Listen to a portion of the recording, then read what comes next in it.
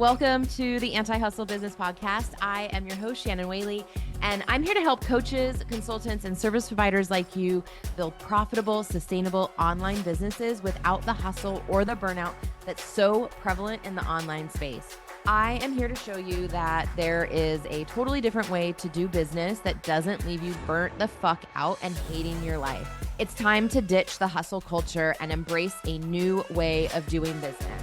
So get ready to redefine success on your terms and build a thriving anti-hustle based business where you have more money, more naps, more travel, more freedom, more whatever the fuck you want in your life. So buckle up and let's dive in. Hi friends, welcome back to the podcast. So if you've been following along and you've noticed that there have been 2 weeks of no pod, it's because I have not had shit to say and have just been kind of figuring out what I'm doing. So since this season is all about storytelling, I thought, why don't I bring friends on and clients on to share their own story and talk about what they're up to, the lives that they have created, and hand the mic over to them. So that's what I'm doing for the rest of this season. So I am super excited to have Jelan back. We've had her on the podcast before, but there's so much changing. And I saw that she has a big sobriety milestone coming up. So Jelan, do you want to introduce yourself and let everybody know why you're fucking badass and why everyone needs to know who you are?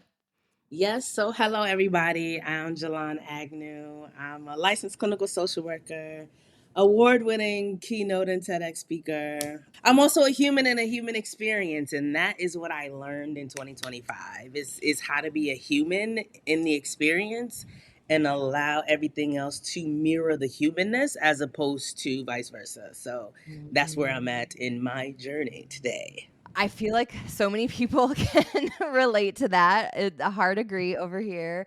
And a lot of people are having conversations behind the scenes, and things just did not go as planned for so many of us in 2025. And then what I've been reading too was it was what, the year of the snake?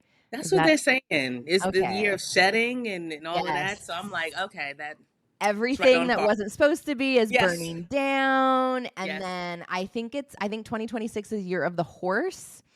And Yes. so I think that that's it. And I'm like, well, at least it's not just me. At least I'm Yeah. not just a loser and everyone else is doing really well. So Yeah. it's been, as awful as it is, it's been comforting to know that other people are also in the thick of it and that it's not just like a me thing. Yeah. It's been a year for sure. Mm-hmm. So tell everyone what you do, because I know you have your TEDx speaking and all of the things that you do. And Yeah. we worked together a while ago, and I know that there's been so many different iterations of your business and personal wise. And so I want to talk about how your personal stuff has tied into your business stuff and Yeah. all of the pivots and transformations that you've been doing lately. Yeah, so I have rolled into university and college speaking. The last 5 of my clients have been universities and colleges who have hired me to do keynotes and also leadership training. So that's where I'm playing around at. Mm-hmm. I really enjoy keynote speaking because it's high impact and I can go do the speech for 15 minutes to an hour, whatever they hire me for, and then come back home to Mexico to the beach. I'm really excited that that is rolling into something that people are seeking me out for. And every time I ask universities how they found me, it was from my TEDx. Instead of fighting upstream to create something that doesn't want to be created, I'm like, let me lean into Totally. being a university and college speaker and really, getting feedback of faculty, because that's what I'm working with mainly, not students, actually the faculty, and really getting the feedback of them to leverage that into something bigger. So that's where I'm at business wise. Awesome. And so what are some of the things that you're talking to them about? I am talking to them about purpose. I'm really into my purpose bag these days. I've been reading some really good books that have helped, that have been scratching my brain and just helping me expand also. So I talked to them about purpose. The one I'm going to do in March is a women's conference for students of color and just their experiences in empowering them. So lots of empowerment, lots of purpose, and lots of leadership principles as well. Amazing. And I'm just curious too, like, are you doing any sort of breakout rooms with them? Do you just go in and do the talk and then leave? Like, what does this look like for you? It's interesting because I go with the flow. So I did a keynote at William Patterson a university in March, and I got there. It was for the students. And 5 minutes into the keynote, I'm like, nope, this is now a workshop. Everybody come Mm, sit in the front. Nope, I need to hear from everybody. I'm calling on people now. So it's more about what the need is, because I feel like for students, them sitting down and listen to a 1 hour keynote when their attention span is 6 seconds because of TikTok is just totally. not realistic. You're like, can I do a dance in the middle of Yeah, I'm this? like, Like, what should I do in here? Do I yeah, need right. to do a TikTok meet? Like, what are we doing? Well, So and I feel like your it's personality would shine more when you're interactive too. Like, yes, seeing yes, you on Instagram and stuff, like you're always dancing and singing and that's just yes. more of you anyway. Yeah, so it's really based on the need. The one I have coming up is for the students as well, and they said that the universities are saying we're gonna pay you to do whatever you want to do for an hour. You want to do Okay. keynote, you want to do workshop, you want to do training. You just come in here and do whatever you want to do. And Free to me, reign, baby. I know to Yeah. me that freedom is so much fun, because you never know what people need until you get there, and you never know the Right. energy of what it is until you get there. Especially when, let's say it's a leadership training, when people hire me to train their staff, the leadership and the staff always have a different vision of what's actually happening. Of So you course. can tell me one thing on the call and I can get there and be like, nah, that's not what I'm seeing. So just having the free reign to use my skills is really helpful, and it's Mhm. teaching me a lot about what people need, but also what questions to ask about what they need, and also what activities I can do creatively to help them see how they play into the environment that is the workplace. So for me, it's all fun. I create stuff and people seem to like it, I guess. So cool. So cool. And do you have to reinvent the wheel every time, or are you kind of doing like the same thing? Like, because there might be people too that who are listening who are like, how do I break into this sector? Yeah. Because I feel like we're all pivoting. Like, I'm doing more contract work right now. I have some students in business school, but I am largely doing contract stuff and like corporate stuff, Mm. which that was not on my radar. And people who were kind of moving from coaching and moving into like more LinkedIn and doing like corporate coaching and whatever we can fucking do to make some money right now, Hello. right? Okay. So if someone was like, this sounds amazing, this is exactly what I want to do, what would you recommend for them to kind of break into this? I would recommend learning what the needs are. I think that's the biggest thing. I've spent a Mhm. lot of time in my business creating things that nobody needed or nobody wanted. Mm, So I think the best thing to do is to start having conversations with people about what the needs are. And it is easier to create a framework as opposed to freestyling every time. I would say the first maybe 2 or 3 times you go in and freestyle so you can understand what the needs are. But based on what I've experienced from the last couple of universities, I'm now creating the framework that I'm going to really start to use as the foundation of what I talk about. So that's nice. another thing of like, see what they want first and then create from there, because the way we perceive things are not always the way these organizations or corporations or universities perceive things. So make sure Gotcha. you're using that kind of language so that they know that you're there to help. And could somebody hire you to help them get on stage like this? I feel like you were doing that. I was, Okay. but that is another failed endeavor that no one signed up for. So I you mean, know, but maybe it was just timing, it could be timing. you It could be know? timing. I think getting in those doors is a lot more nuanced, and it is a consistent knocking on doors. I probably pitched in 2025 to upwards of 500 places. And I think when people come into coaching with me around either keynotes or trainings or whatever it is, they're surprised by the amount of work it takes to get in front of people. I feel like And people yeah, are surprised, period.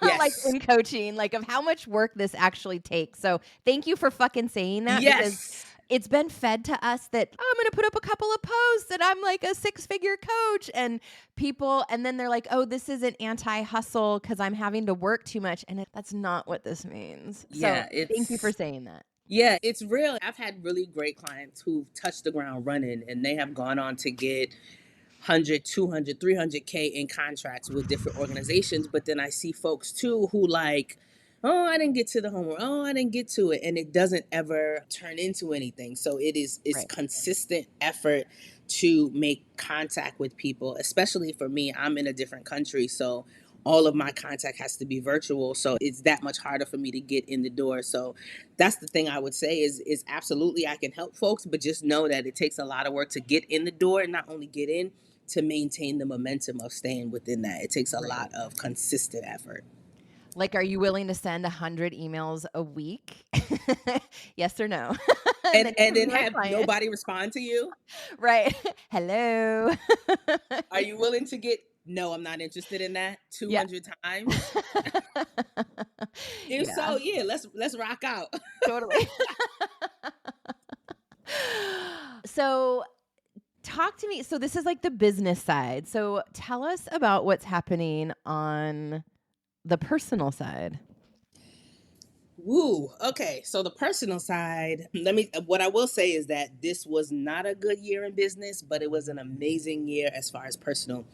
So I told you all that I'm reading books. I actually have them in front of me and I want to tell you what they are. Never Split the Difference. This is a book Okay. about negotiations, and it really frames social interactions as negotiations. So this is where I started at the top of the year. I also read The Artist's Way, which Yeah. reminded me that I'm an artist and a creative, and that really helped me to separate myself from my business. That's another big Mhm. personal thing that's happened this year. And then I'm also reading The Four Desires by Rod Stryker, and it talks about desire and purpose. So the three of these books have really, I want to call them like the trifecta.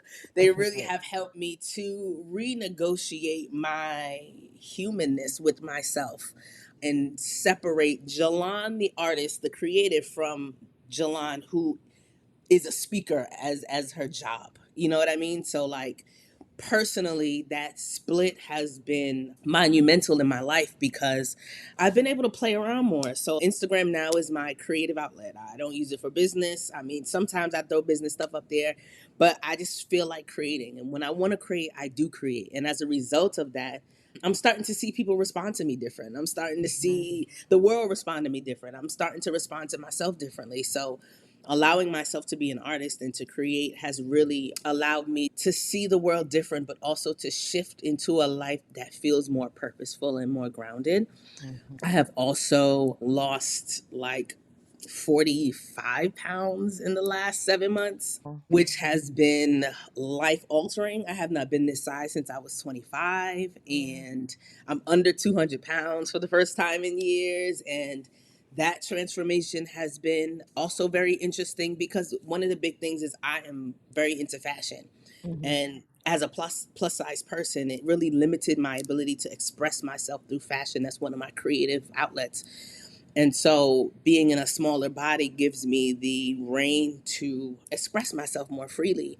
The biggest thing this year in my personal development is expressing myself more freely and realizing I have suppressed like 80% of who I am going through Mm. school and masters, get the job, get the house, all the things, Yeah. following all the rooms. I suppressed so much of myself. So now that I'm not suppressing myself and I'm unmasking, because I'm neurodivergent as fuck, like as Mhm. fuck, it's wild. So now that I'm unmasking and my desires are coming back up to the front, it's creating a whole new character. Like she has a name, she has, I give her I love it. characteristics. Like it just is created this whole different part of myself who negotiates differently, who asks for what I want, who sets boundaries differently, who don't let people play in my face as much. So Mhm. it's just been a freeing experience. And also there's parts of me that died. And when people see me who saw me like in September, they'll look at me and be like, girl, I don't even recognize you. It's just That's it's why I wanted to happening. have you on, because there's been like it is so noticeable. And obviously the weight loss is noticeable too, but you're fucking glowing, you're shining. When I'm watching you play double dutch and you're Yeah. singing and dancing on your Instagram, right? There's been such a huge shift Yeah. in how you show up and how you express in the world. And that's why I wanted to have you on to talk about Yeah. what that's been like, what started that. How do we Yeah. end up right here? Yeah, I think reading those books, I also think too, I found my tribe here in Mexico. I found my Mm, people in Mexico, the kind of people who drop everything and move to another country where they speak a different language is a different kind of person. So absolutely. the community I'm creating here are all the neurodivergents who are highly, highly educated, and they followed all the rules and they had the jobs and government security clearance and all of that. And they said, Mhm. I'm not doing this shit no fucking Yeah. more. I'm Like, not doing this, fuck yeah. that shit. So that kind of person, when they come here, I found them. And so I'm in a book club and I'm sitting in the book club and somebody's like, yeah, the other day I was thinking about quantum mechanics. I'm like, me too. Like I was just talking about quantum mechanics. Like I found my neurodivergent Uh, family, which allows me to exist. And when I exist, people respond to my existence yeah. with validation. So this is the Mhm. first time in my life I'm being validated for being who I am. So it really, really allows me to expand. And I say things and I'm like, I know it's weird. And everybody's like, not in this room, boo. Like, Mhm, there's nothing mhm. weird about you here. So it's the people, it's the feedback, and it's also, I think my business not doing well also because I can't hide my sense of self behind my business anymore Mm. because I don't know if I have a business in 6 months, you know? So that's another piece of it, of the failure has really allowed me to, well, if my business is failing, fuck it. I'm gonna go jump double dutch. Like, if nothing I'm doing is working, I'm gonna go frolic at the beach. And Yep.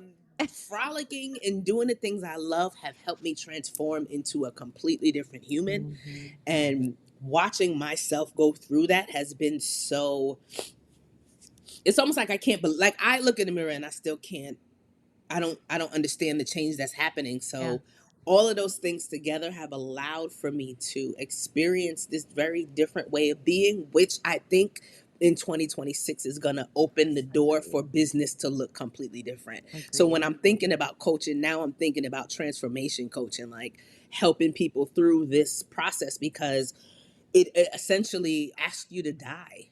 Yeah. It essentially asks you to release values and narratives and beliefs that no longer serve you. And when you don't have your old values, you're outside in the street naked, you raw dog in life. So like that's the change I want to help people through because you're going to lose friends, you're going to lose your mind, you might lose your business, you're going to lose a lot of things because you Right. wake up and realize I've been creating things that other people have wanted me to create all this time. Mhm. So that personally is what I'm dealing with and I'm having the time of my life. And bringing us all along. I love that too. Like I've been in the thick of it too, and I was like, literally nothing's working anymore. So I don't know what to fucking do, and I'm just going to go back to what I actually enjoy instead of creating things because I have to do this because there's this launch and I have to say this thing and I have to do this thing. I was Right. like, you know what? Fuck it.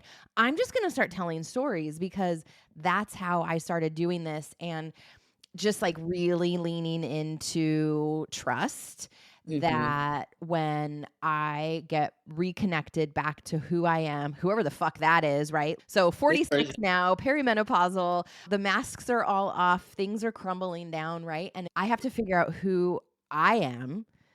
Mm-hmm.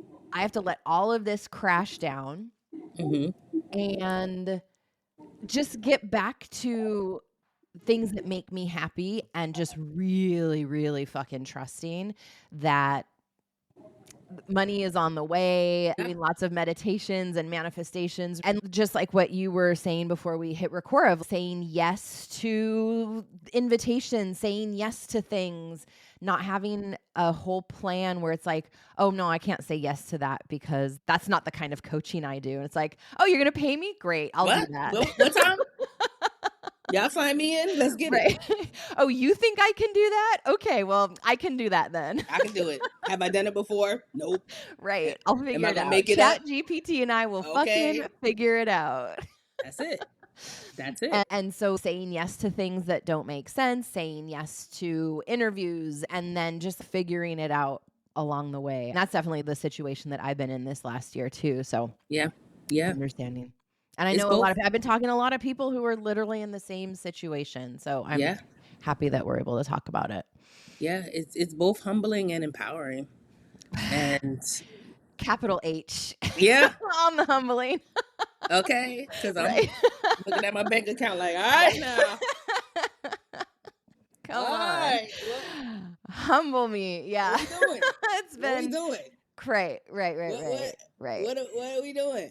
Now, I'm 12 years sober. There was never a moment where it's like, "You know what? I'm just gonna fucking drink," or and I know that you're coming up on 5 years too, so congratulations. We Thank wanna you. celebrate Thank you. that, yeah.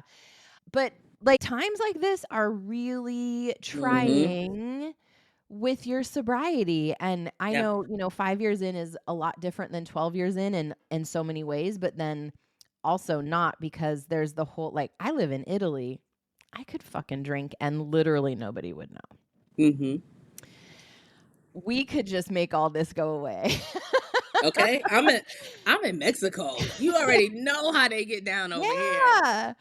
Yeah. Yeah. Yeah. Yeah. It's not easy. Well, I won't say it's not easy. The part that's not easy for me is the social piece Mhm. because everything is very alcohol centered Yep. in general, but more here and Everyone's on vacation. It's just like every, a yeah, right. or So vacation vibes. it's vacation vibes and it's just sometimes it feels a little isolating in the Mhm. sense that people look forward to it and it's the center of the night. And even when they're advertising the parties, that's what they're advertising or advertising to get together. So I find that to be a little isolating, but I feel honored to be almost at 5 years. Mhm. For those who don't know my story, I ended up in ICU. Like I was at rock's bottom.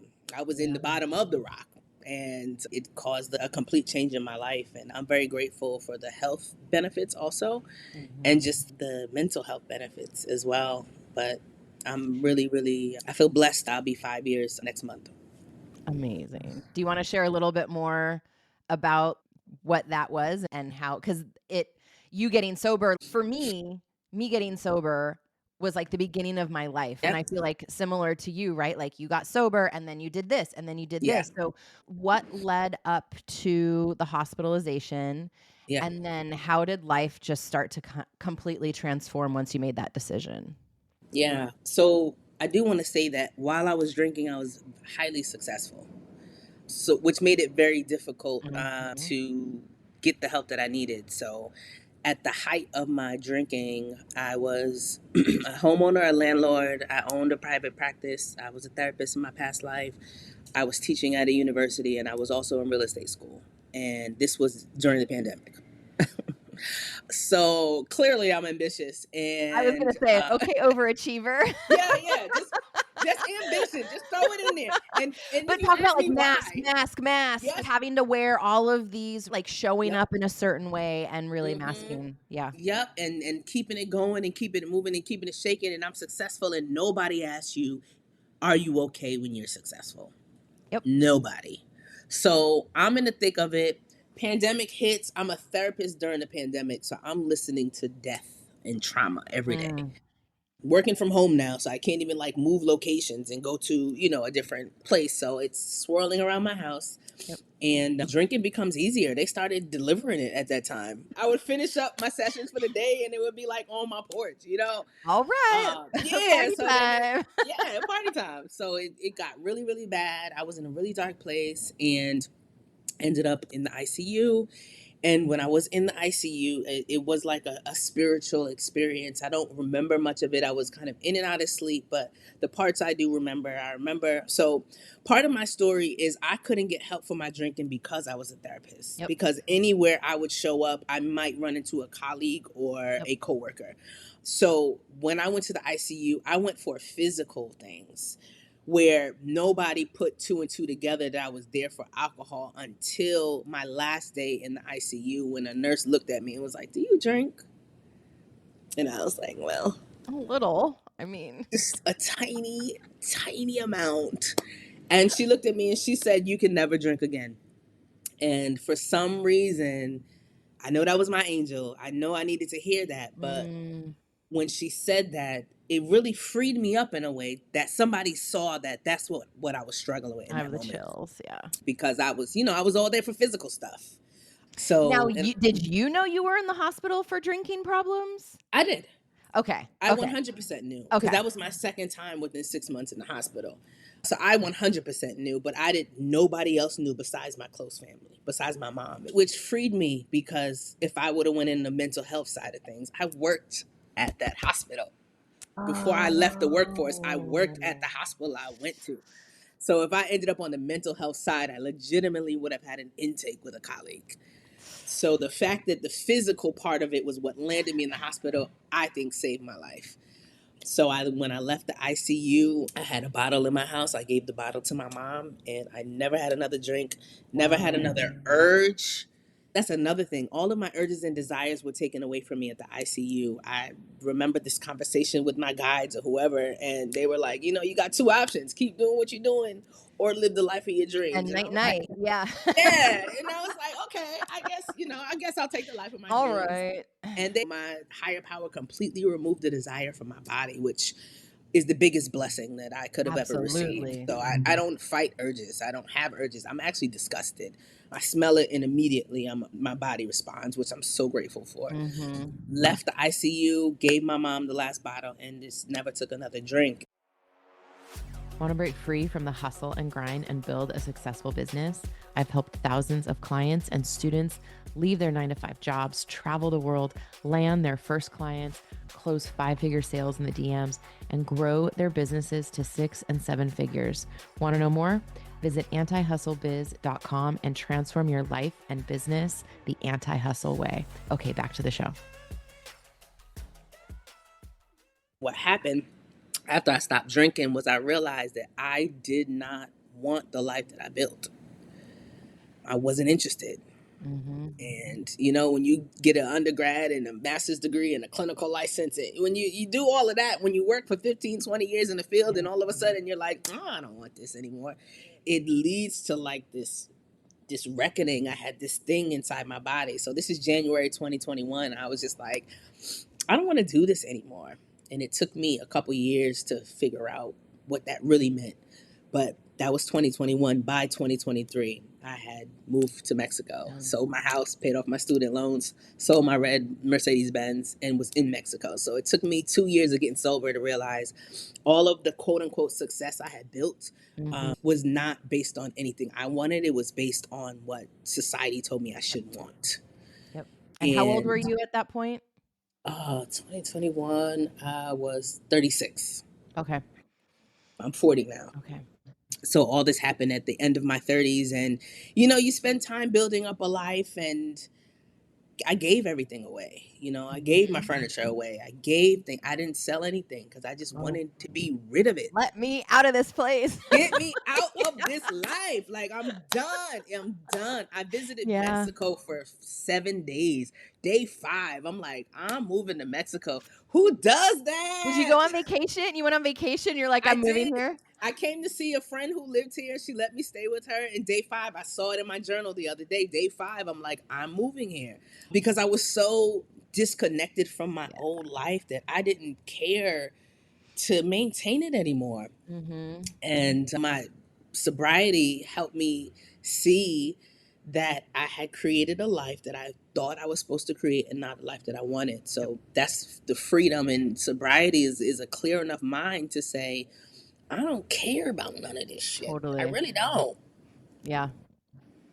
Yeah, I feel like because I was 34 when I stopped drinking and started coaching 2 years later. So in that time, same was like Mm. figuring out what am I doing? What and What I is mean, this? I don't know about you, but like for the first 6 months, I was definitely white knuckling it. I just didn't want to use anymore, but still wanted to use. Like, I knew Mm-mm. that I needed to quit, but, like, in those 2 years of that self-reflection so, like, the books that I were reading were, like, Robin Sharma's Who Will Cry When You Die. There was, like, The Monk with the Ferrari. That was one of Oh, his books, right? what the people in my book club is reading that right now. Okay. Okay, that would for me, like, that was fu and I had just found it on someone's dresser, and I was like, Mm. "Oh, well," and it was perfect timing, and so then I was also reading The Desire Map by Danielle Laporte, so Mm. and what that really struck a chord with what you were saying, which is that we build our lives on what we think society is telling us, parents, right? Like the shoulds of you just do the things that you're supposed to do. And sometimes that includes marriage and kids and then you get to an age and then you're like you look around and what the biggest piece of clarity that sobriety gives you is that you can't numb anymore. Right. You have to change friends groups. Yes, You you do. have to, right? And so Yep. you're not doing and it did you have to just, like, completely ditch who you were hanging out with? I did. I Yeah. did. And it wasn't personal and I never had a conversation. It was just kind of like, I Mm, can't be in the spaces anymore. mhm, I'm not interested. And I did try. yeah, But you realize how much of your life revolved around the habit. yeah. Relationships, people, places, things. You know, I had so many relationships. Like it was a guy. This is not funny, but the guy at the liquor store was my friend. Yeah. He gave me a nickname and everything. I would come in, we would talk about his kids. Like it Mhm. was, you create all this community around the habit, Totally. and then when you stop, it's that has to go away, which means you're completely alone at that point. Or Yep. you might have some folks, but there's a aloneness I think that sobriety introduces to you where the alcohol was the friend and then the Mhm. friends were there, so there's a aloneness that allows you to reflect on what you really want and who you really are, and that is a painful I realization was because gonna well, that is, yeah, like, the most pain and that is where I feel like a lot of people relapse because it is fucking confronting. yeah. Right? It's uncomfortable. It's like an ego death, and Hmm. it's like it's humbling. I was a binge drinker. I wasn't having, like, tremors or anything like that, like, I wasn't having those, like, physical symptoms, but it was so uncomfortable for me to not have any way to escape Yeah, me. yeah, I yeah, just wanted to get away from me, right? And yeah, and you have to fucking sit in that if you wanna stay sober. yeah. You gotta sit with. There's Mhm. no escape. Mhm. My mental health was really, really suffering at that Yeah. time. So then I got sober and I'm like, okay, how much of that was the alcohol? Like I told somebody the Yeah. other day, before you go to a therapist and before you ask about medication, get sober. Yep. Thank you. Because the diagnosis that I had is gone. Yep. All of my anxiety, I was diagnosed bipolar 2 at Me one too. point. Yeah. I was like, "This is not." Right. I was married to an alcoholic. I did not know, like, any emotional regulation skills. I was Yep. avoidant, right? So, there were so many things, and it was like, if I just would have cut out the ecstasy and drugs Right. and the alcohol, Like your brain is right? is on things.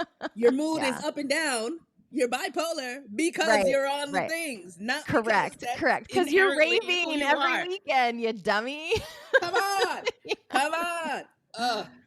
It's fascinating. And also too, I have alcoholism on both sides of my family. So Mhm. it was genetic as well. So it was a battle. that was no joke. And when I stopped fighting the battle, I remember thinking one day, have colors always been this bright, or am I just seeing them for the first time? Like that's the extent to which sobriety changed my brain. Mhm. But not to say I don't get depressed anymore or anxious or Right, anymore. right. I'm not saying that, but I'm saying it's not who I am. Yeah. I there's some times where when I'm riding my bike, I'm like, "It's so green, I'm It's so on pretty. acid." And the thing is like when you're trying to numb feelings, like negative feelings and like make this go away, like you're also numbing the whole spectrum Everything. of all of your other feelings. Yeah. And then pretty soon, like I know I start looking back and I'm like, I don't know relationships. I've been sober for 12 years, so like 12 years I'm a 12-year-old when it Yeah. comes to because I started using when I was 12. Mm. But like the whole spectrum of being in love, and I have yet to experience Yeah. this like deep love sober. But yeah. Yeah. I was looking at I really haven't dated seriously since I got sober. And Mhm. just looking at my partners.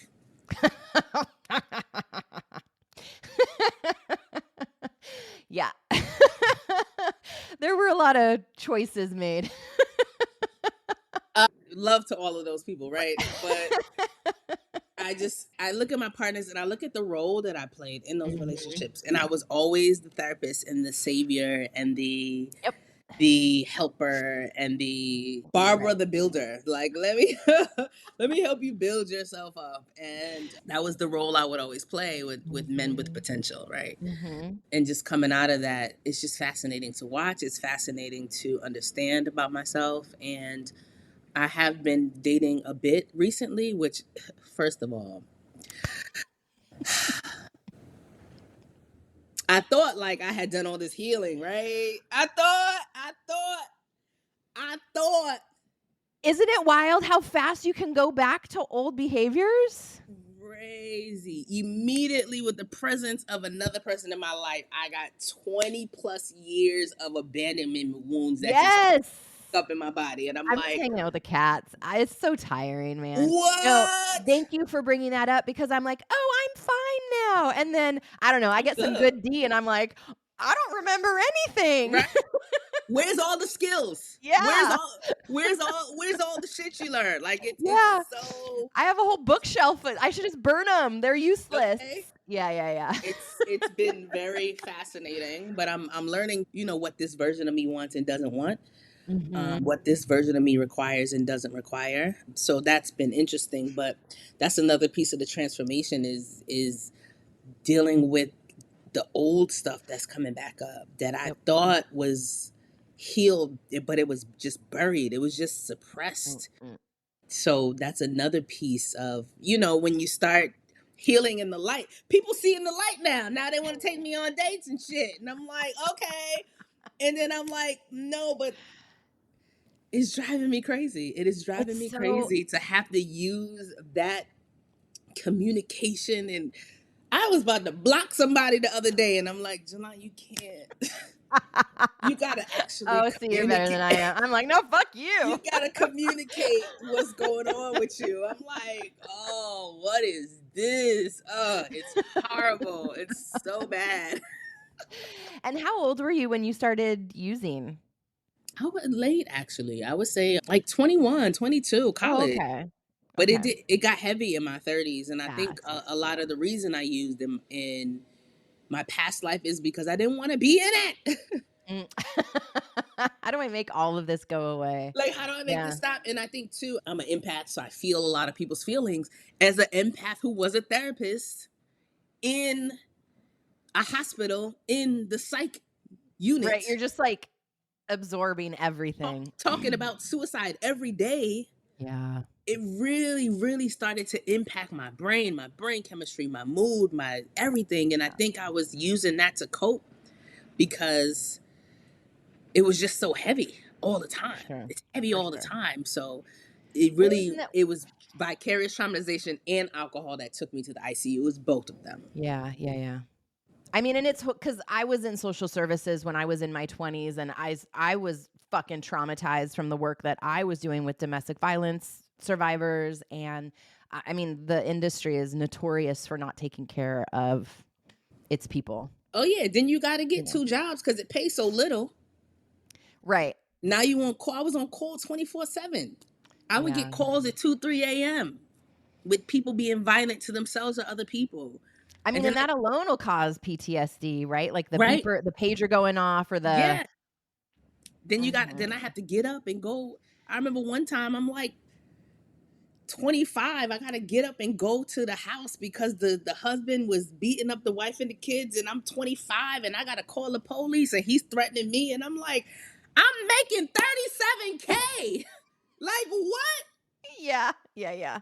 I'm one I was hundred and doing twenty that too. five thousand dollars in debt. I'm making 37K and I gotta go fight a grown man. Yeah, Nah. I'm we're gonna good. need We're a drink good. later on today. I'm gonna need a drink. I'm gonna need happy hour because this is wild. Absolutely. Absolutely. Oh man. I feel like we could just like go on and on about all of this, just like so many similarities. And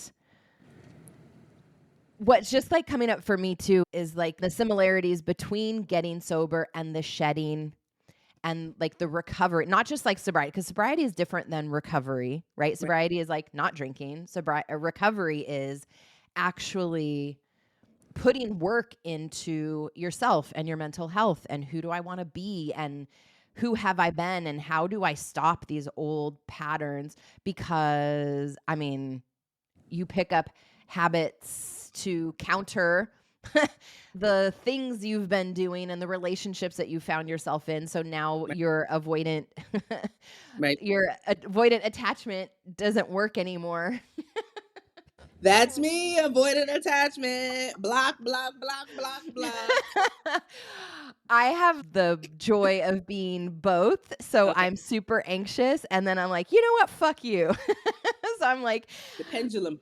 yeah, squirrel in traffic and Yes. then happy blocking people. And I feel like with what happened in 2025, like there's so many similarities in the recovery piece of like this death and Mm, seeing like I don't want to do that. And I know for me, this wasn't a choice in 2025, right. right? Like it was stripped from me and things like just weren't working anymore. And yeah, like the similarities of being sober and making that decision and then having that decision made for you is it's fucking rough. It is. But also, and I'll speak for myself, I'm stubborn. So the only way I'm going to move is if I have no Yes. other option. So the Yes. only way I would have made this transformation is if my business slowed all the way the fuck down. Like that. Mhm. Because if it would have picked up the way I wanted it to pick up, I would still have my who I am enmeshed with my business. So Yep. for people like me, I need supreme failure for me to recognize that I need to do something else. And I'm very grateful for that experience and I'm ready for it to change. Amen. Yeah. We've Come learned the on, lesson. universe, We've learned the bring lesson. it. Yeah. We've learned. I am open and ready to receive. Ready. Estoy Yeah. lista. I'm ready. Yeah. Like, let's, what we doing? What we doing? Amazing. Well, I'm holding that vision for you that all of the what's supposed to be new and fresh is on the way to you. Yeah. And, in the meantime, I'm going to keep frolicking and I meet amazing people whilst frolicking. And Mhm. I've been meeting people here who are interested in transformation coaching, which you ever did a session on the beach? Come on, man. It's Right? beautiful. So I'm excited about what comes next. And also too, I was talking about this recently where I didn't know this life existed for me. I didn't Mhm. know it existed, period. Not for me, period. So if I created based on what my limited human knowledge knew, I would have been living a different life. And therefore, if I didn't know this existed and I'm living my dream life, then I don't need to know what's next either because there's something that I don't know exists that's already waiting for me. So the Mhm. faith part of this is so big because I am where I am right now and this existed beyond my own human understanding. So I'm just Yep. every day I'm like gratitude, gratitude, gratitude. I surrender completely. whenever y'all ready to send the bread so I could pay my rent, like I'm with that too. Right. But I'm ready uh, to receive that as yeah, well. yeah, like I'm ready for that. But I'm so much in my surrender and faith mode, because usually when things fall away or get stripped or taken away, it's because there's something else. So I'm just like, you know You what, gotta have the breakdown before you get the breakthrough. breakthrough. Eh. You know what just popped up while you were talking was like, I bet you there's other, this is just where my brain goes, but I bet there are other people who are on vacation who are like, how do I fucking make this? Yeah, And you could be their coach on how to make that happen. yeah. Like when people Don't you want to move come, here? totally, like Yeah, put flyers up at the resorts and stuff and be like, do you realize you hate your life and you're right. trying to figure out how to make this permanent? Have you recently had an ego death and don't want your Yeah. old life? Call Yeah. me. Yeah. You could do That little person. like circles on the beach I for the love that. tourists who are like, I fucking hate my life. How do I make this a reality? Yeah. Well, I haven't offered anything here at all. But recently, somebody has been encouraging me to do some circles and, for women in whatever stage of their Mhm. transformation. And that would be a lot of fun for me. Like, that's my biggest thing. If it's fun, I'll do it. I'm not doing nothing Totally. that's not fun. If y'all gonna strip me down to bare essentials, I'm not doing anything that doesn't feel fun. Right. But I would love to. For me, I see it as like moving energy around a circle. I've really been in my spiritual bag and also my witchy bag and Uh-huh. casting spells and things, which has been really Uh-huh. fun. So I would This could love be like a to, new, like a local experience. yes, I would love to like help energy move around, because Mhm. that's what it all is, energy. And it all is about the experience, the human experience. I've Mhm. experienced in the family a couple deaths this year, which I know we all Mhm. have. And I think about, my friend was saying that one of her coworkers died, and it was so sad because he worked through his vacations. And I just think about Yep. all the life force we give away to a system that wants us to die. And Mhm. what if we use that energy in a different way? So that's what I'm flirting with right now. That's what I'm calling into my experience, and I would Love really it. love to help women through that process, because you need somebody who has taken a leap of faith to help you through the process. Because when it gets ugly and you call the people who haven't taken the leap of faith, they're gonna tell you to go back. I don't fucking know. Right. Like go get a job. Yeah, they're Like, gonna right? tell As you soon to as you're like, go. oh God, it's not working. They're like, Yes, fucking told you. Come back yes, and get a job, right? they're And you gonna need tell other you to come people back. to be like, Exactly. no, keep going. Keep going. Keep going. Exactly. Figure it out. Fucking figure it out. Figure it out between you and you, because that's all you really got anyway. Figure it Mhm. out. So that's what I would love to help women through, is this very, very uncomfortable process that is Yeah. necessary for your greatest good. Like, you can Mhm. tell, you can look at people and be like, oh, she done been through some shit, and she ain't scared of nothing. Like, people be like, how do you stay? Totally. I ain't, what else? What's gonna Right. happen next? I don't know, but here we are. And just, I mean, what you were saying in the beginning too, like we're a different breed, like especially people who've gotten sober, right? But people who have uprooted their entire life and moved to a new country, let alone a country where they don't speak the fucking language. Like Hmm. that, I was just thinking about that the other day. Like that alone is so destabilizing, Hmm. right? And Hmm. so, and I don't know, I know people think like it's a big deal, but like when you're in it, you're like, this is uncomfortable. Yeah, I don't, so, and like figuring it out and being around those people, if you want to change your life, is mandatory. It's a it's non-negotiable. it's so necessary. And Yeah. and here I am in my little journey, and I'll go talk to people, and they'll be like, "Oh yeah, when I lived in China. Oh, when I lived in Korea. Oh, when I lived in Italy. Oh, when I lived in Spain. Oh," and I'm like, "Oh, I'm a beginner. Yeah, yeah. Like, I'm new to this party." Like, it's just so, like, I had one friend be like, "Yeah, I think I'm gonna go to Brazil for the summer because this is dance class I wanted to take," and I'm like, please put me around more people like that, because Correct, correct. Oh, that's I'm when like you're not playing big enough. like, That's what I'm like, happens. You're oh, like, I'm not dreaming big enough. clearly I'm Mhm. small time. So being around those people is really, really important too, because it helps you to expand your mind. Like, I was talking to somebody the other day, And they were telling me about, they were basically warning me about solo travel because I just went to Colombia by myself a couple months ago. And they were just trying to scare me out of it. And I'm like, do you know anybody who's been there? Uh-huh. Or are Have you just like any watching the news and stuff? have any of your friends taken any international trips by them? No, you don't know. Oh, you're not, we're not in the same Mhm. category. We're not talking about the same thing. So you can't talk to people who are locked in fear if Yeah. you're ready to live a different kind of lifestyle. Mhm. Absolutely. Okay. How do people hire you? How do they find you and follow along on your frolicking adventures? So let's see. You can find me I'm on LinkedIn by my first and last name. That's where I put my leadership development content and my content about all of the things I'm doing in the business. On Instagram, I am at Knowledge of Self, and that's where you'll find my creative side. The other day, I did a photo shoot just because I wanted to, and then it might be Oh, a it was poem. so It was cool. so cool. Oh my Oh, God. the With my colors were iPhone so pretty. 13. It was It was I just felt like it. So you might see a poem, you might see a song, you might see a dance, you might see an insight, you might see a interaction, you might see an interview. That's why I'm just over there just being myself. And if anyone's looking for a keynote speaker, I'm a dynamic speaker. This is the energy you'll get.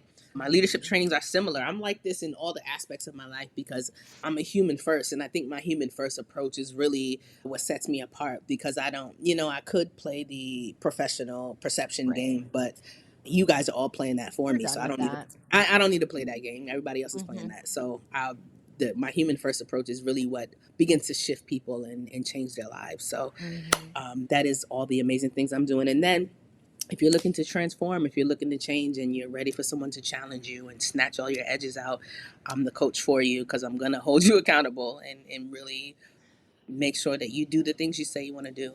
Mhm. So good. We'll put that in the show notes too. So if you want the links, thank you so much for being here and just being so open about your journey and what you've gone through and how you've created the life that you're living right now. It's a blessing. And Shannon, we met years ago. Shannon is my coach, will always be my coach. And I remember Italy. I will never forget the trip to Italy. And Oh, I'm just so grateful for all the experiences. And 2026 will be a different year. absolutely. Ah, love it. All right. Thank you. And I appreciate you. And thank you for listening. And if you know someone who you think would be inspired by this episode, by Jelan's story, please share it with them, leave a review, and go find Jelan and all the things. Bye. Thank you. Thank you so much for tuning in to this episode of the Anti-Hustle Business Podcast. I hope you found inspiration in the message and that you got some actionable next steps that you can implement right away in your business to start seeing results and moving the needle. Remember, you don't have to sacrifice your well-being or your mental health to achieve success. So prioritize your pleasure, play, and rest while you build your business around your life. If you enjoyed today's episode, please subscribe, rate, and leave a review. Your feedback helps me reach more entrepreneurs like you who want to do business in a completely new way. For more resources and to connect with my community, please visit my website at antihustlebiz.com and follow me on Instagram at @TheShannonWhaley. Until next time, keep taking those strategic anti-hustle steps toward building the business and life that you love. Take care.